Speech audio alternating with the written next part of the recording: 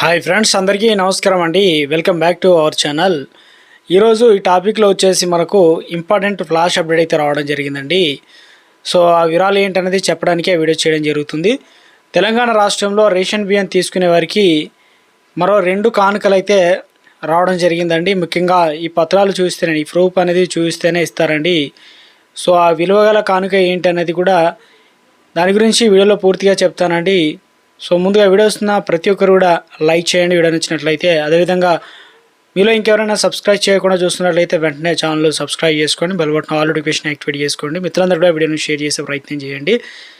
ఇక మన యొక్క తెలంగాణ రాష్ట్ర వ్యాప్తంగా ఇటీవల కాలంలో 3 నెలల బియ్యం ఒకేసారి ప్రభుత్వం అయితే అందించడం అయితే జరిగింది. ప్రతి నెల కూడా మనకు బియ్యం అనేది అందిస్తున్నారు. అదే విధానంలో సెప్టెంబర్ నెలకు సంబంధించి కూడా ప్రతి ఒక్కరికి కూడా రేషన్ కార్డు ఇక పేరు వచ్చిన వారికి, అదేవిధంగా కొత్తగా 6 కిలోల బియ్యం అనేది కార్డు మీద అయితే ఇస్తున్నారండి. వెళ్ళి తీసుకోవచ్చు అనమాట. ముఖ్యంగా ఒక గుడ్ న్యూస్ అని చెప్పుకోవచ్చు. అదేవిధంగా కానుక ఏంటంటే ప్రతి ఒక్కరికి కూడా బియ్యం బ్యాగులు అయితే అందిస్తున్నారనమాట, సంచులు. సో దీనికి ప్రధానంగా మనం ఫ్రీగానే ఉచితంగా అందిస్తున్నారని ఒక ప్రూఫ్ అనేది తీసుకోవచ్చు, తప్పనిసరిగా చూపించాలన్నమాట.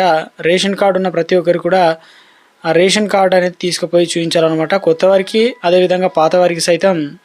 పాతవారికి ఒకటే గుడ్ న్యూస్, కొత్త వారికి మాత్రం బియ్యంతో పాటు అదనంగా సంచి కూడా అందిస్తున్నారనమాట. సో ప్రభుత్వం ఎందుకు దీన్ని అంటే, చాలామంది బియ్యం తీసుకోవడానికి రేషన్ షాప్లో వద్దకి ప్లాస్టిక్ కవర్లు, సంచులు తీసుకొస్తున్నారండి. పర్యావరణ రహితంగా ఉండేందుకు ప్రభుత్వం సంచలన నిర్ణయం తీసుకోవడం జరిగిందనమాట. సో ఇవన్నీ కూడా అందిస్తున్నారు కాబట్టి అందులో సరుకులు, బియ్యం అయితే వేసి ఇక వచ్చేటప్పుడు ఆ బ్యాగ్ తీసుకొని వస్తే సరిపోతుంది. సో ఎందుకంటే ప్రతి నెల కూడా ప్రభుత్వం ఈ విధానాన్ని తీసుకురావడం అయితే జరిగిందనమాట, ఇక ప్లాస్టిక్ రహితంగా ఉండేందుకు.